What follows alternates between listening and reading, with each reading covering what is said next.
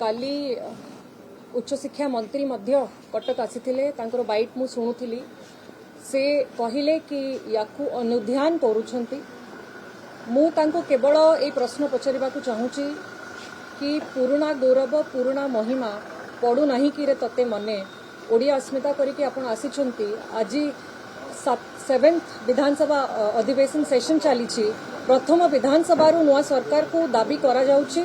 तो एपर्यंत आपण ताको अनुध्यान केमती करि नाहंती आपण को पाखरे सबु पावर अछि आपण केवल पावरटा एक्सरसाइज करिवे सबुटु पुरातन महिला महाविद्यालय आमर अधिकार अछि ओडिशार समस्ते चाहूचंती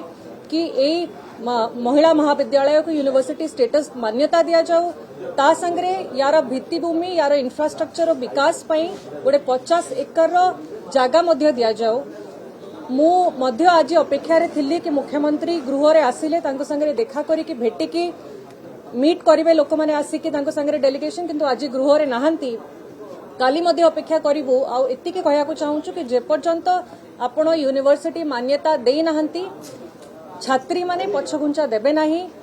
केही छाड़ीबे नाही आउ ये प्रोटेस्ट व्यापक रूप नुब आपण ताकू समाधान करने को जदि चाहूचंती तुरंत आपण पाखरे पावर अच्छी आपण याकू यूनिवर्सिटी डिक्लेयर करंतु बोली।